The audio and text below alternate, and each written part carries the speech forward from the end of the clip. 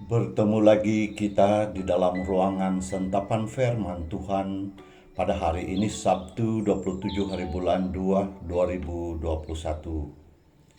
Bacaan Injil hari ini Matius bab 5 ayat 43 hingga 48. Marilah kita mendengarkannya.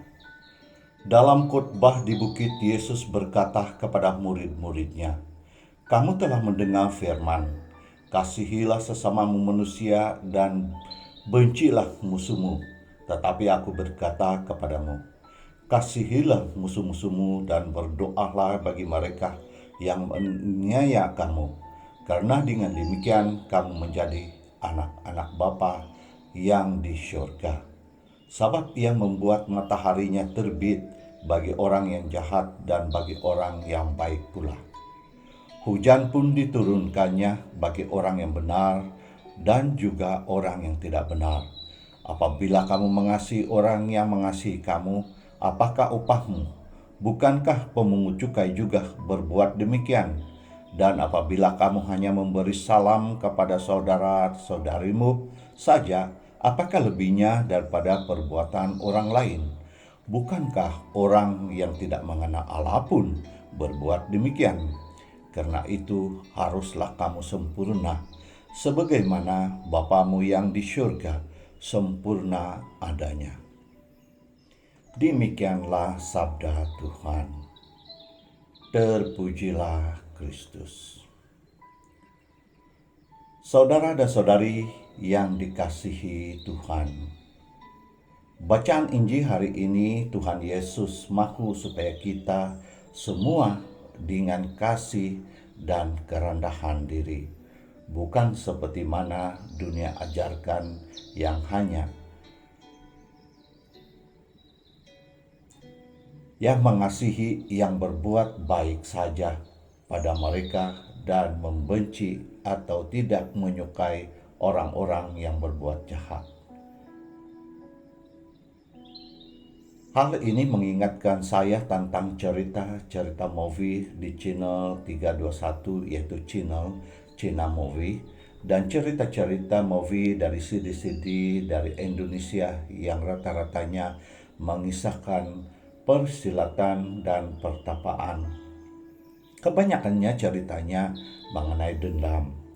Kalau ada ahli keluarganya dibunuh oleh si jahat, pewarisnya akan belajar kungfu atau silat dan bertapa, lalu berlakulah pembalasan, yaitu darah diganti dengan darah dan nyawa diganti dengan nyawa. Bila kita pikir-pikir, memang ajaran agama lain di dunia ini berbeda dengan ajaran orang Kristen. Seperti di dalam pembacaan hari ini, mengajak kita mengasihi dan mendoakan mereka yang termasuklah orang-orang yang selalu memusuhi, menganiaya, memburuk-burukan, malahan ada juga mereka orang yang mau merancang untuk mencelakakan seseorang. Orang-orang seperti inilah yang patut kita lebihkan di dalam doa-doa kita sehari-hari, supaya hati mereka dilembutkan oleh Tuhan. Seruan Yesus kita telah dengar sebentar tadi, di mana Ia mengatakan, "Kasihilah musuh-musuhmu dan berdoalah bagi mereka." Dan katanya lagi, "Karena dengan demikian kamu menjadi anak-anak Bapamu yang di surga." Wah, bukankah besar anugerahnya itu? Hanya dengan melembutkan hati kita dan mengasihi siapapun tanpa batas, kita sudah dijadikannya sebagai anak Allah. Namun sedih, ada juga di kalangan kita masih ada sifat-sifat yang tidak baik dan suka menyumpah, sama ada kata di dalam kata-kata yang terkeluar atau hanya di dalam hati.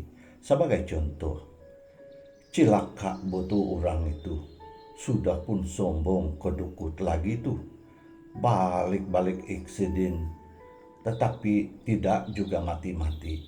Malahan tambah kaya lagi dia itu. Apa tidaknya balik-balik karena nunggu sial betul. Dan banyak lagi hal-hal seumpamanya di dalam masyarakat kita.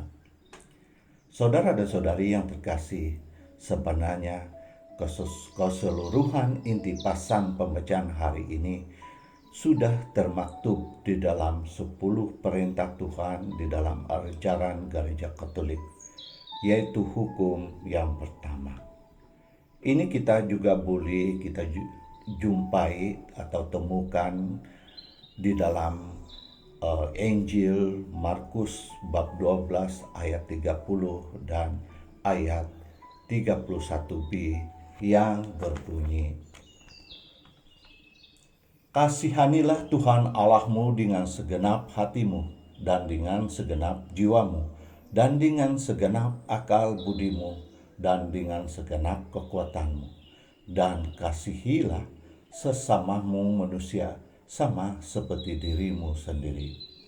Saudara dan saudari yang terkasih sekalian, di dalam ruangan renungan santapan firman Tuhan edisi pertama minggu lalu, saya telah kongsikan dengan mengajak bersama saya berusaha dengan gigih menguduskan diri, dan hal ini juga kita pun mendengar di akhir pembacaan hari ini, di mana Tuhan Yesus membuat seruan pada kita dengan berkata, "Haruslah kamu kudus, haruslah kamu sempurna sebagaimana Bapamu yang di surga seumpama adanya."